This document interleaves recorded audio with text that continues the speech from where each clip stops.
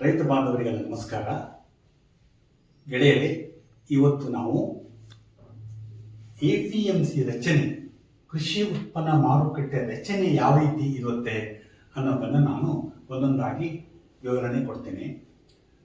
ಕೃಷಿ ಉತ್ಪನ್ನ ಮಾರಾಟ ನಿಯಂತ್ರಣ ಶಾಸನ ಕಲಂ 6ರ ಪ್ರಕಾರ ಒಂದು ಮಾರುಕಟ್ಟೆಯ ರಚನೆ ಈ ರೀತಿ ಇರ್ತದೆ. ಅಂದರೆ ಒಂದು ಮಾರುಕಟ್ಟೆಗೆ ಒಂದು ಮಾರುಕಟ್ಟೆ ಕ್ಷೇತ್ರ ಅಂತ ಇರುತ್ತೆ. ಮಾರುಕಟ್ಟೆ ಕ್ಷೇತ್ರ, ಮಾರ್ಕೆಟ್ ಏರಿಯಾ ಅಂತ ಇರುತ್ತೆ. ಒಂದು ಮಾರುಕಟ್ಟೆಗೆ ಈ ಕ್ಷೇತ್ರದ ಒಳಗಡೆ ಮಾತ್ರ ಅಧಿಕಾರ ಮಾಡಲಿಕ್ಕೆ ಅವಕಾಶ ಇರ್ತದೆ. ಮಾರುಕಟ್ಟೆ ಕ್ಷೇತ್ರ ಅಂತಂದ್ಮೇಲೆ ಆ ಕ್ಷೇತ್ರದ ಒಳಗಡೆ ಎಲ್ಲಿ ಜನವಸತಿ ಜಾಸ್ತಿ ಇರುತ್ತೋ, ಕೃಷಿ ಉತ್ಪನ್ನಗಳ ಮಾರಾಟ ವ್ಯವಹಾರ ಜಾಸ್ತಿ ಆಗುತ್ತೋ ಅದಕ್ಕೆ ಮಾರುಕಟ್ಟೆ ಅಂತ ಹೇಳ್ತಾರೆ. ಮಾರುಕಟ್ಟೆ ಅಂತ ಹೇಳ್ತಾರೆ. ಆ ಮಾರುಕಟ್ಟೆಯ ಒಳಗಡೆ ನಿಯಂತ್ರಣಕ್ಕಾಗಿ, ವ್ಯಾಪಾರ ನಿಯಂತ್ರಣಕ್ಕಾಗಿ ಒಂದು ಕಾಂಪೌಂಡ್ ಬೇಕಲ್ಲವೇ, ಅದೇ ಮಾರುಕಟ್ಟೆ ಮುಖ್ಯ ಪ್ರಾಂಗಣ, ಮಾರುಕಟ್ಟೆ. ಆಮೇಲೆ ಈ ಮಾರುಕಟ್ಟೆ ಕ್ಷೇತ್ರದಲ್ಲಿ ಒಂದು ಅಥವಾ ಒಂದಕ್ಕಿಂತ ಹೆಚ್ಚು ಉಪ ಮಾರುಕಟ್ಟೆಗಳು ಇರಬಹುದು.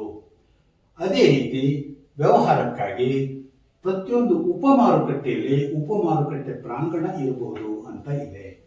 ಇಷ್ಟೇ ಅಲ್ಲದೆ ನಮ್ಮ ಪ್ರತಿಯೊಂದು ಮಾರುಕಟ್ಟೆ ಕ್ಷೇತ್ರದಲ್ಲಿ ವಾರದ ಸಂತೆಗಳು, ದಿನದ ಸಂತೆಗಳು ಇರ್ತವೆ. ಇವೆಲ್ಲವೂ ಕೂಡ ಈ ಮಾರುಕಟ್ಟೆ ಸಮಿತಿಯ ಕ್ಷೇತ್ರದ ಆಡಳಿತ ಒಳಗಡೆನೇ ಬರ್ತದೆ. ಆಮೇಲೆ ಈ ಮಾರುಕಟ್ಟೆ ಕ್ಷೇತ್ರ ಮುಖ್ಯವಾಗಿ ಹೇಳಬೇಕಂತಂದ್ರೆ ಒಂದು ತಾಲೂಕಿಗಿಂತ ಕಡಿಮೆ ಇರತಕ್ಕದ್ದಲ್ಲ, ಒಂದು ಜಿಲ್ಲೆಗಿಂತ ಹೆಚ್ಚಿಗೆ ಇರತಕ್ಕದ್ದಲ್ಲ.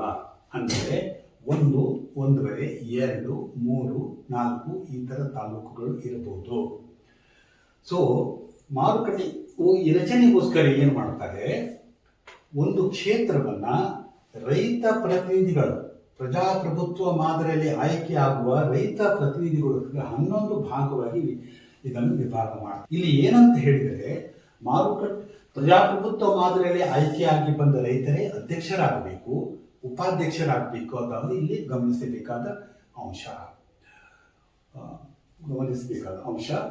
ಈಗ ಈ ರೀತಿ ಮಾರುಕಟ್ಟೆ ಕ್ಷೇತ್ರ ಇದರ ಆಚೆ ಕಡೆ ಏನಿರುತ್ತೆ, ಮತ್ತೊಂದು APMCಯ ಅಧಿಕಾರ ಇರ್ತದೆ. ಇಲ್ಲಿ ಇರ್ಬೋದು, ಇಲ್ಲಿ ಇರ್ಬೋದು.